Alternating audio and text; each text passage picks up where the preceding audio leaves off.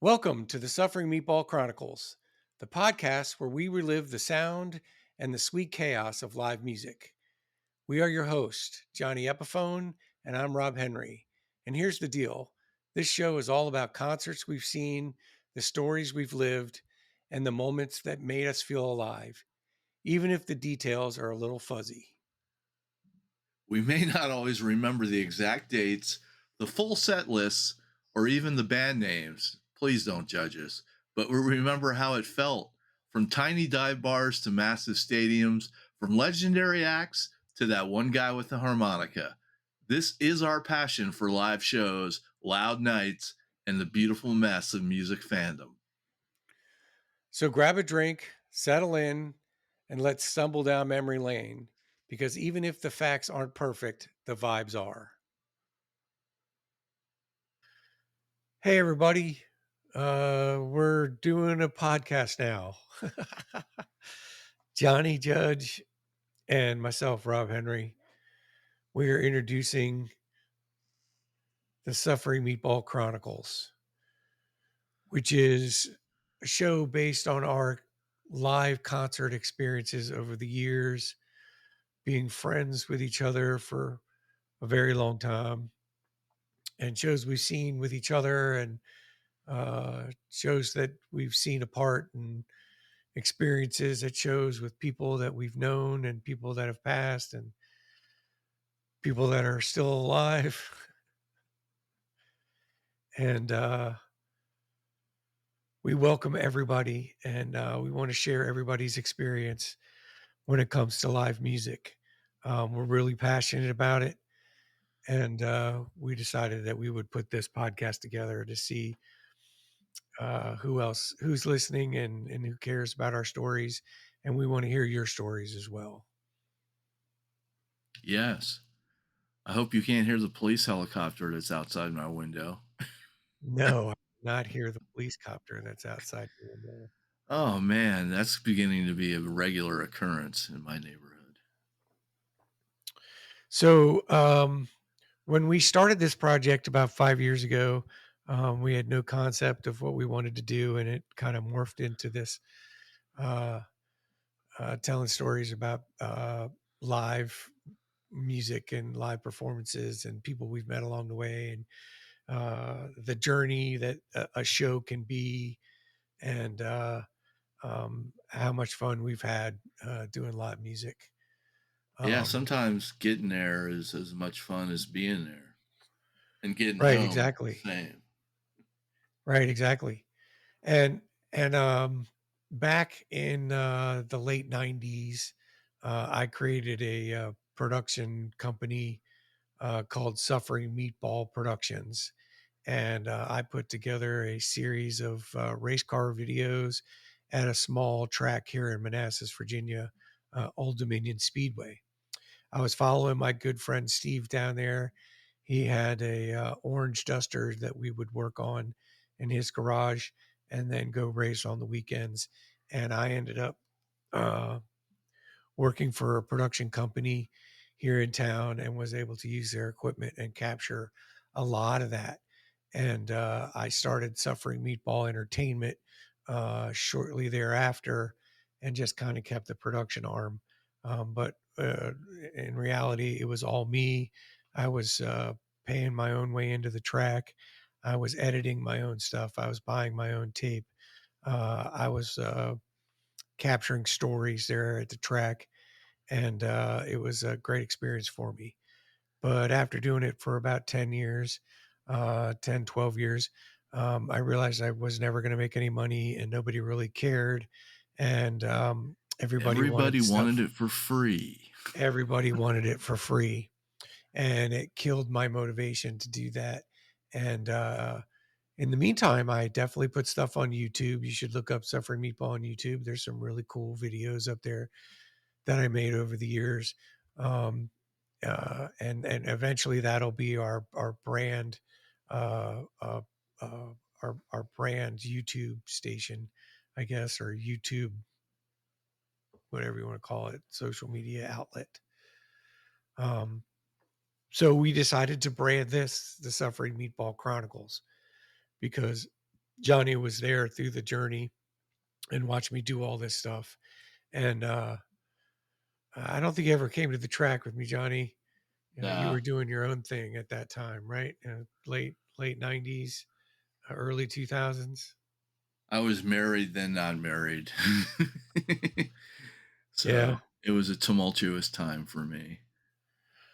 Um, so here we are, Suffering Meatball Chronicles. That the name Suffering Meatball goes back to the mid '90s to a another production company that I was working with, and there was a guy there. Let's just call him Sven, and he I think he was Dutch or something.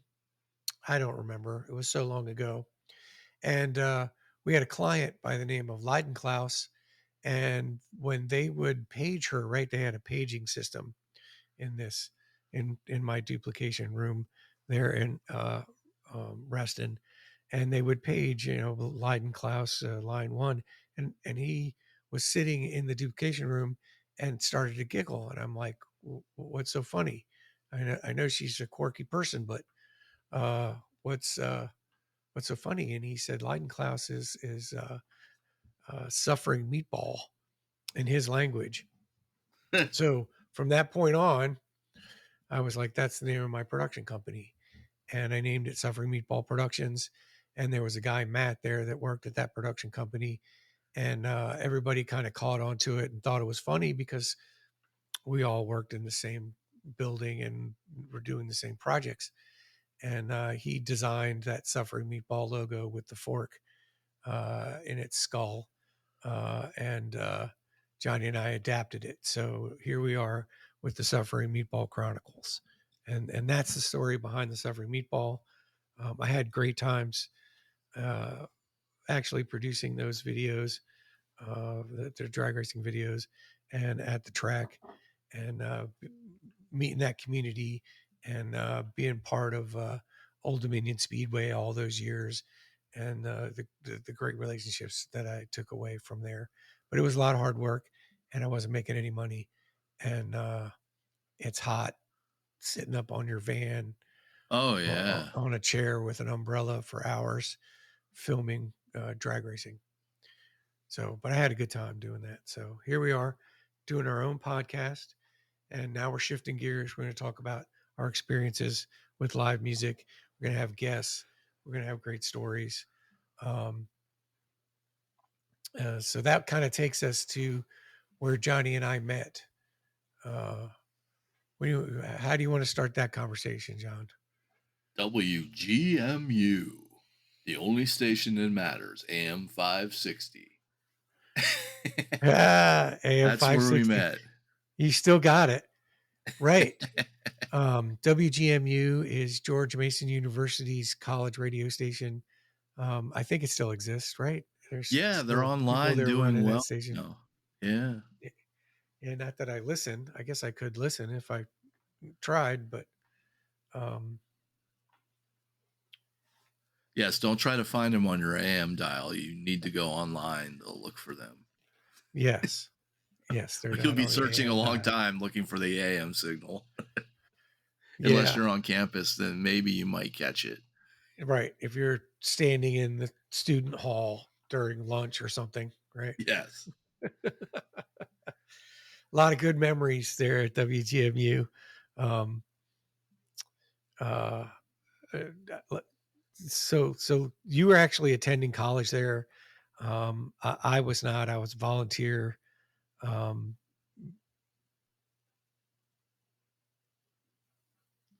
Yeah, waiting, waiting for you to jump in, Johnny.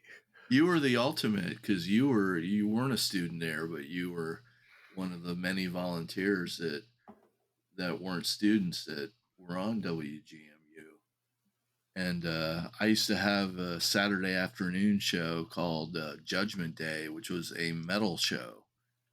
And Rob and Steve Davis, used to come in after me, and we started hanging out. I'd start hanging out after my shift and listening to what they were playing. And we had mutual likes Yes, we did. music wise. Michael Schenker, Yes, UFO. to this day, this very day, love Michael Schenker. I still love Michael Schenker too, and I love all that old UFO stuff. And we've seen them live together several times. Yes, We at have at Jack's. at Jackson Springfield, um, it's back in the late '80s, early '90s. Those are some great shows. Uh, so yeah, so we met at WGMU. The year was like 1988. Uh, I was, introduced to radio early on in my career, and worked for a small AM radio station in town, and actually had the privilege of working Sunday nights and signing the AM station off the radio. Something we never did at WGMU. We never Well, actually signed off. technically, I think we did at midnight. From midnight to 6, I don't think we were on the air. Oh yeah. Um, yeah, I think that's right. So you had But somebody at midnight that would have to turn the transmitter off. I don't think, well, because we were carrier cable, so I don't think we even had to turn our transmitter off. We just stopped broadcasting at Right. midnight to Right. 6 So in the morning. so turn the carrier off was literally you signed off on the AM band because that's the way it was back then. It probably still is. That you know, the station I work for, yeah, could not broadcast after a certain time when the sun went down. But I guess they wanted the bigger AM stations in Chicago and New York and wherever in Washington to be able to traverse farther. I don't really know what the reason was. I just knew that that was the law at that time. Yeah, I'm not sure what I should know it. I probably had to learn it to get my license, Right. which I used to Get still have my old broadcasting license from the FCC, but it's I don't know, it's gone the way of some old wallets for sure. Wow. So you actually had a license. I didn't have a license. I worked for a station that was licensed. So but GMU was fun. Like I said, there's a lot of good memories in that building. Coming in at like 6 o'clock or whatever, 5:30 on a Saturday night and getting ready for the show and hanging out and seeing all the new music because you would always have really good new music that we were all into. And Steve was right there with me, wasn't he? He was there pretty much every Yeah. Saturday night that he could be. But for me, it was a fun way to kind of just be part of the radio business. I was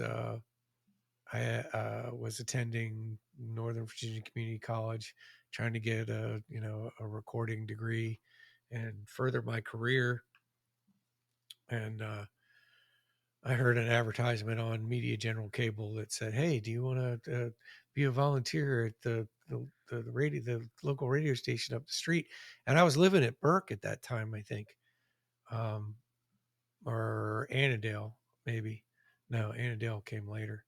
Um, I think I was living in Burke and going to college and working and everything. So I found time that on Saturday night to just go spin records or make a mixtape during the week and go in there and have fun with friends at a college radio station. Yeah, and for a time, probably our most successful era was for about 6 months. We were the sound bed for Channel 12 on Cox Cable, the Fairfax Cities channel. Yeah, And yeah, we used to get a fair amount of requests when we were the sound bed. We also used to get a fair amount of complaints. yeah, I'm I'm sure sure. people turn were tuning in trying to find out when the city council was meeting and then heard my show and went, good God, what is that? Right, exactly. There's Iggy singing, "Now I want to be a dog." Or Now I want worse. to be your dog, or worse. Yeah. Um, so that was our careers in radio. Uh, Yeah, after that, I realized that there was really no money in radio. no. If I wanted to further my career, I had to learn music production and video production and all that stuff, which I did. Um, in '92 or '91, I graduated from the Johnny Kilowatt School. Um, Was it 92? Wow.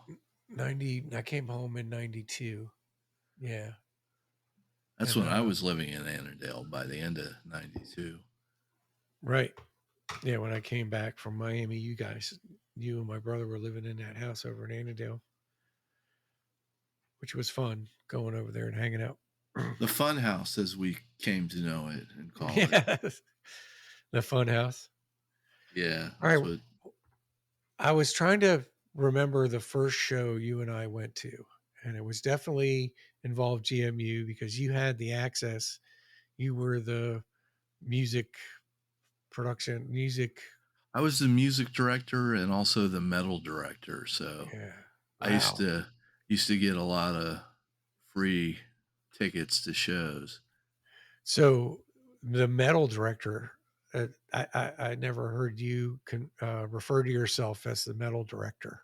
That's Yes, I used to put together that blows me away, Johnny. a I'm playlist I'm and totally blown away that you're the metal director. I was. It was right there in your title, Yeah. music director, metal director. Because metal was so big, man, in the '80s when we It were was it there. was really It was blossoming huge. I in mean, the mid like, it late had hit 80s. the mainstream, the radio had picked it up, Motley Crue was huge, you know, you had all the big bands, Metallica, Testament, Pantera, uh, jump in here, Johnny. Yeah, Uh, pre Headbangers Ball, MTV played a good rotation of metal bands in their daily yeah, rotation of acts. right, right. And I remember there was a local radio station, WHFS, that used to have a Saturday night show. Um, but they would play more punk than they were metal. Like they saw what was happening and decided to go the other direction, and you would hear more punk. And so I'm not talking about Ramones. I'm talking about like local punk, right? You know, Yeah, a Minor Threat and the Screams and the other bands that were coming out at that time in this area. You know, uh, Fugazi. Fugazi, and that was kind of when they peaked. Really, Yeah, was right about the mid '80s, and then metal hit the glam metal. What do you want to call it? Bon hair metal. Jovi, Yeah. hair metal. I'm reluctant to call it hair metal because, yeah, we had big hair, but everybody had big hair, right? I had big hair. Yes. You had big hair. You definitely I had I big didn't hair. really have big hair. I had long hair. I never really had big hair. Oh, I went all out. I did have a Uh, mullet though, oh, I. unfortunately. Oh my God, I had the screaming mullet, and before that, my girlfriend made me get a perm, and I'm so sorry that Oh, I I've never admitted that. seen pictures of that. But it was the perm, and then the mullet. So it was, yeah, I had some big hair, um, back in the mid '80s. I really did. But all the bands back then had them, right? Oh yeah, big The all, hairspray was big in the mid to late 80s. so I was trying to figure out what our first show was together. Do I you can't recall what is that? I have a really good idea what the first show we went to together was. It wasn't Metallica in Norfolk, was it? It's, we No, we no, saw that was club much. shows before then. Yeah, we saw club shows before then. So Metallica in Norfolk definitely was um, on Metallica's big ass tour that went on for 3 years. Yeah, them in Queensryche doing the Queensryche was getting big too. Um, what was and their Justice big. for All tour, the Metallica and Justice for All tour that went on for like Yes. 3 years. That's the Norfolk show. So um, well, I'd already seen him several times before then. Metallica, that is. but you don't recall the first show that we saw I together. no, I can't remember. I'm I you sure we definitely you were took me to the bayou. You took me to the bayou, we had and definitely it been was at shows a new and not band know each from other. Texas, right? That never really made it. They got kind of lumped into the hair band stuff, but they weren't. They were more like progressive rock with some metal Oh, overtones. okay, King's X. King's X was the first show that we saw, and I don't think I got a ticket from that show. So we would have to go to Google to figure out what the date W was on that show. But I interviewed, um, Ty Tabor, and he you said I did look right like Kip there on the Winger. floor, right there at the bar. Yes, and he Yeah, said I look like Kip Winger. 'Cause I had the same length curly-ish hair and I hadn't shaved in a couple days because 'cause I've never liked shaving. yeah, King's X. I didn't know who they were. I'd heard the one song, the single, I guess, that you played, and then I became a fan because I bought the album, and I still have the signed poster over on the wall in the basement over there that I got that night Oh, from wow. all the original band members. Yeah, it's kind of really faded. I've had it for a really long time, but when I got it, I framed it, spent the money and framed it, and it sits here in the basement. Um, and I remember definitely being at the bar doing an interview with the guy, and I remember seeing the show there at the Bayou, um, and getting a lot of free stuff. Yeah, they also signed the jewel case artwork for me. They Oh, passed it okay. around, or you got Yeah, it they for were me. really generous with their, time. Yeah, they were up and coming. They were up and coming, and that had to be like '89, right? Somewhere in there. No, I think before then. That would that have been when they toured for their 2nd album or 1st album, Out of the Silent Planet? I Or was don't it know. Gretchen Goes to Nebraska, the 2nd That album? was Gretchen Goes the I second can't album. I can't It's the remember. Gretchen Goes to Nebraska.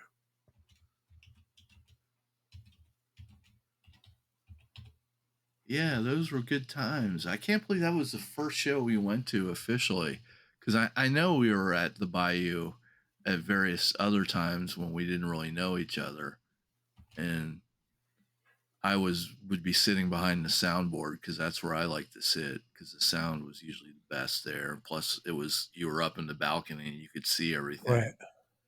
And I So being yes, real I was right. So '89, King's X released the second studio album, Gretchen Goes to Nebraska, June 27th, 1989.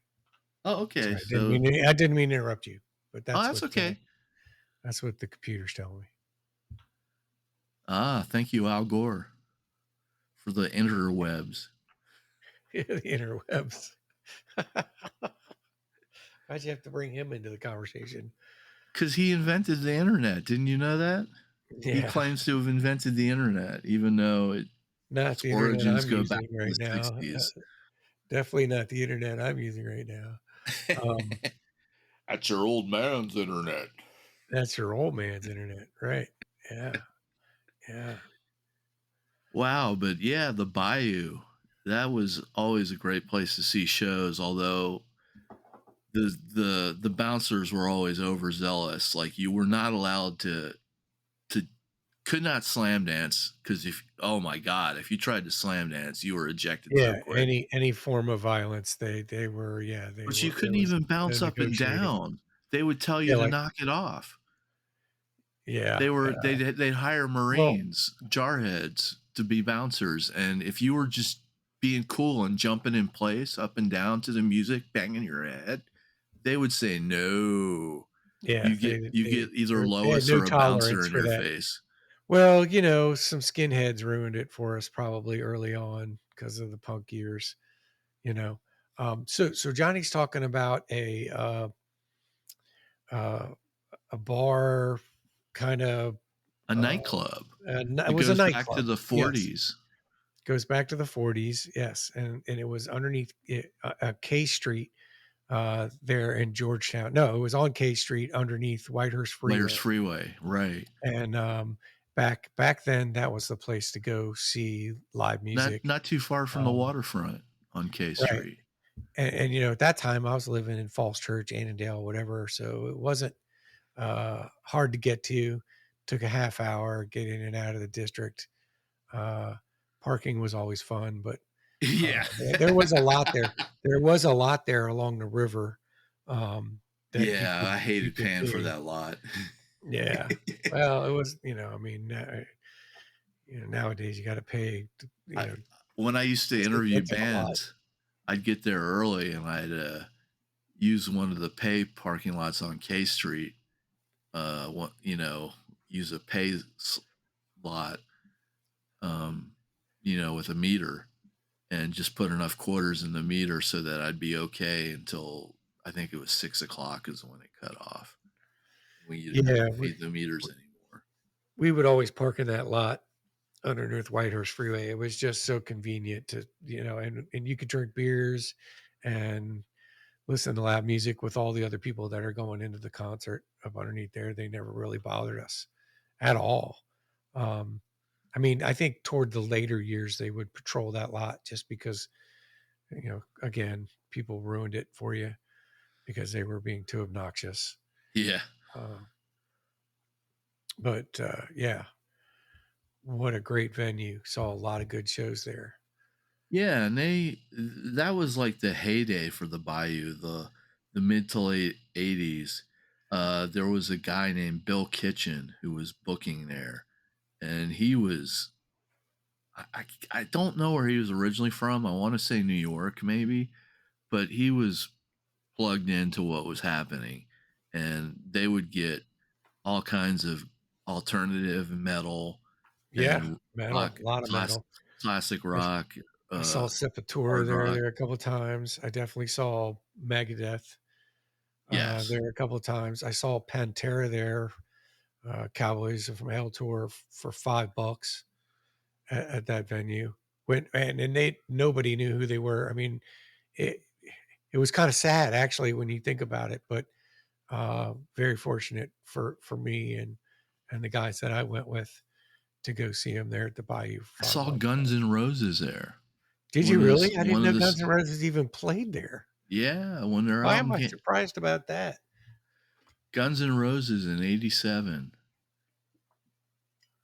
Their album came out, I want to say August of '87. So Yeah, but that album didn't hit for at no, least a it took year like a later. year. Yeah, Yeah. until Paradise City started catching on, like a There year there's after it'd been out. that was a weird layout to that venue because the dressing rooms were on the 2nd floor In the back. and in the back. Yeah. There was a bar So and a they'd set have of to bathrooms. walk through the Yeah. crowd to get on stage. Walk through the crowd and go down a rickety staircase to get Yes. on stage. Yeah, because there really what backstage was like a loading dock or something, where the Yes. loading dock was. And there was really nothing back there. So that's where their green room was upstairs. And apparently there was a little space under the stage that used to be utilized by bands during drum solos and whatnot. Oh, really? Yeah, there's a good documentary on the Bayou called "The Bayou: A Killer Joint" that PBS put out. I don't know, it's been at least 10 years now, but if you can track that down, it's got the whole history of the Bayou and name checks a lot of big bands that played there before they were big. Like Foreigner played, I think, their first American show at the Bayou, Wow. and I'm you sure know, that's the case for a lot of up and coming artists because like you said, they were always on the edge. They always had, you know, bands that weren't like, you know, super status, but were popular, you know. yeah. And at the time that we were going to the Bayou, Cellar Door did the booking for it. Cellar Right. Door is one of two big booking companies in DC. IMP is the other one. It's My Party, Seth Hurwitz. But no, I can't remember the name of the guy who did Cellar, or it was Dave something. Dave Williams, maybe? I don't know. Wow. You got But good memory, Johnny. Cellar Door booked like all the big arena shows at that time Yes. at the Yes, they Cap did Center at the Cap Center in in Merriweather. Landover, yeah, Landover, Maryland, and, Meriwether, which is in, Columbia, Maryland. Merriweather Post Pavilion. That is a historic venue. Yes, a lot Seen of some really cool shows there. Led Zeppelin played there. Yeah, yeah, I Pink think Floyd. Pink Floyd, lot of storied Allman Brothers, you name it, they all went through there. Black Sabbath, all of them. And they still put on really great shows today. Yes. That's for sure. Yes, So it's back to now the owned by Bayou. yeah, Uh, back to the what Bayou. Back to the Bayou. What was your most we can talk we can talk venues. Uh that's funny. So what was your most memorable show at the Bayou? Ooh,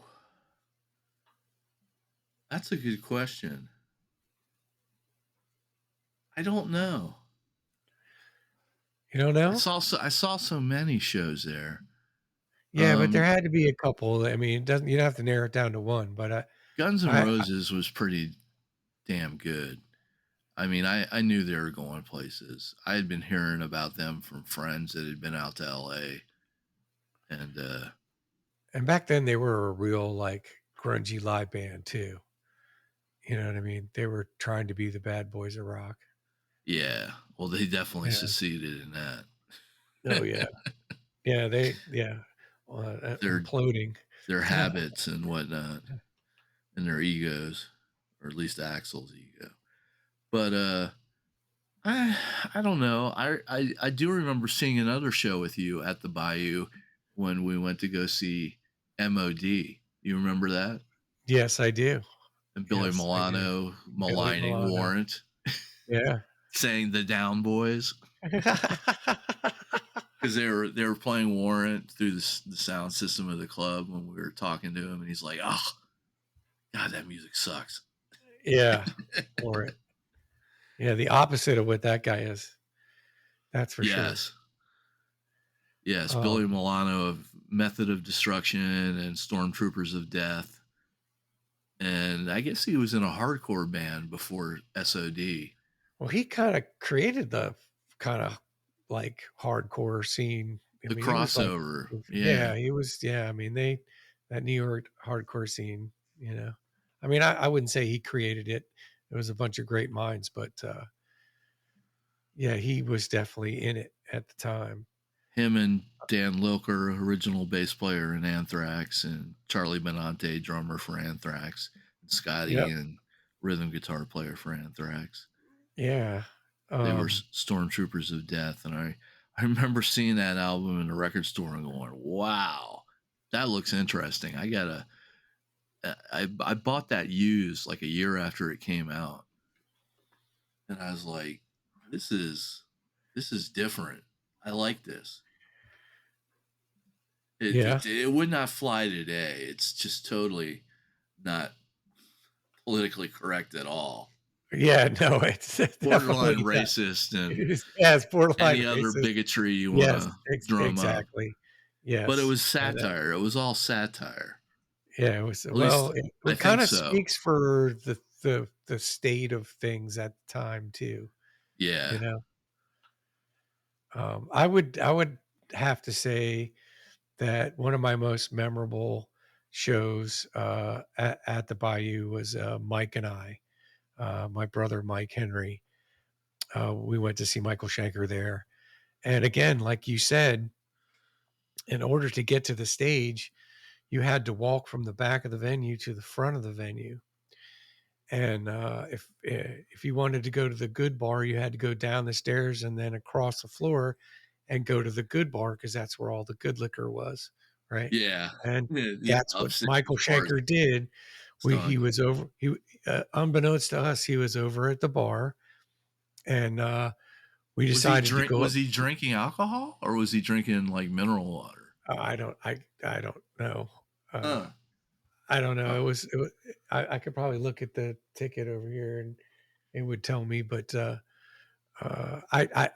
you know what happened was is he was getting a drink, whatever it was, alcohol, soda, club soda, whatever he was doing. He was getting a drink, and he, Mike and I decided we would go downstairs, and we got to the bottom of the stairs, and he started to come upstairs, and he was so gracious to us.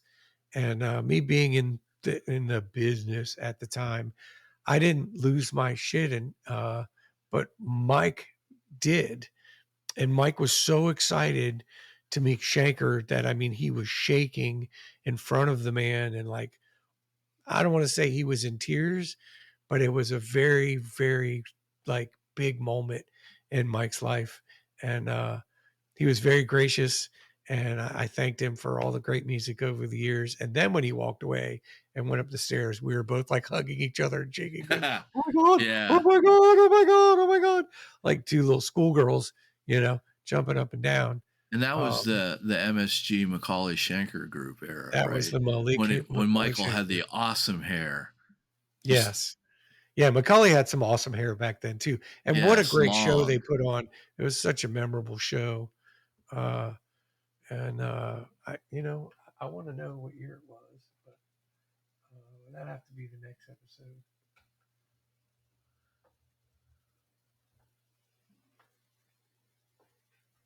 Yeah, I'm not it's gotta be 89 or 90 when he was Yeah, still it's up with there. Macaulay. It's up there on the wall somewhere. Sorry for the long pause, but, I do have the ticket from that show up there.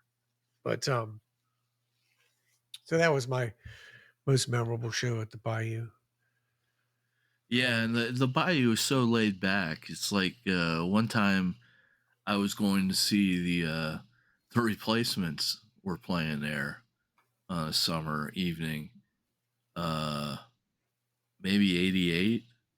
It was for their I can't remember the name of the album after Tim, the first one without Bob Stinson. Anyway, Chris, the drummer, was playing pinball, and he was annoyed that I was bothering him while he was playing pinball because I was just asking him how the tour is going and blah blah blah, and he's like, "Hey, I'm playing pinball. I want to relax and not think about anything." I was no like, "All way, right, really? sorry." Yeah, I mean, he That's was funny. he didn't get mad, but he definitely like let me know that, hey, Yeah, this you is were my downtime. right. Yeah, you were butting in on his game, man. He just wanted to Yes, concentrate on pinball, you know? exactly. I had forgotten they had pinball machines there. That's pretty Yeah, at funny. the bottom of the stairs, going That's pretty upstairs to the funny. balcony. Yeah, the Because I bottom of the remember, stairs. I remember when I saw Motorhead there. I took my friend Guy, and he had never been to a metal show, and probably Motorhead was not like good place to lose his metal virginity to because they were so damn Oh, loud. wow. Yeah, Oh my Motorhead. god, Motorhead in the Bayou. They came out. Lemmy hit a chord on his bass, and my ears just went pop pop, and then I couldn't hear for like 3 days. Wow. And my friend Guy, he said it hurt his ears so bad that he was standing by the pinball machines and playing pinball through the whole set because he's like, it's just too loud. I can't take it. I was like, I can't hear anything anymore, man. I don't know what you're talking about. What year was that? That was maybe 87, 88. Yeah, man. Motorhead was, that was when Pete Gill was in the band playing drums instead of uh, Phil Taylor. It was the brief time that Pete Gill was drumming. Pete Gill, of course, from Saxon, And I why believe. wasn't I at that show? See, yeah, I needed to be at that show. I never knew I never, it was probably a random Tuesday night, right, Johnny? That's Yeah, probably what it was. And yeah, yeah, I had responsibilities and couldn't be at the Bayou at a random Tuesday night. It was but it mostly a was it weekend was thing. so loud. It was when it was the two guitar lineup of Wurzel and Phil Campbell, Wow. and it was just so loud. Oh my god! Yeah, well, And they're that's the show that definitely made the me start loudest band wearing I've ever seen. earplugs. Yeah? Yeah, I started wearing earplugs or putting cotton in my ear at every show after that because I was just like, no, I'm not going to be able to hear when I'm older if I keep What? going to shows like exactly. What? Metallica was damn loud on the Injustice for All tour. That was an arena tour, and they were That was an obscenely arena. loud. Yeah. Yeah, they're still loud. They still play really loud. Um, yeah, the Bayou. Great memories and really cheap tickets back then. And you mentioned a couple of things that like pinball machines, you don't see those in venues anymore, you know, at At the that Black just Cat, they have exist. them Oh, do they? in the Red Room, Nice. yeah. Oh, that's And, right. my friend's bar, Lyman's Tavern, if you're ever looking for a cool place to grab a drink in DC, check out Lyman's Tavern. My friend Kevin and Jess own that place. Oh, okay. Cool. And they have plenty of pinball machines, so you can have they host leagues there. And the Black Cat used to host a league too. I don't know if they still do. A pinball league? Yeah, if you can Oh, believe that's it. cool. Yeah, pinball's made a resurgence like a couple years I back. uh, I was never really good at it. I was just okay. I tended to tilt it if I got too aggressive. Right. Yeah. I used to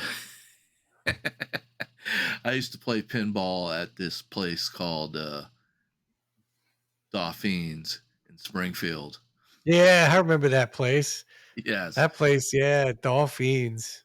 me and my Yeah. buddy Mike Lowry used to go there after work and play this Star Trek Next Generation pinball Oh, I machine love the there. next generation.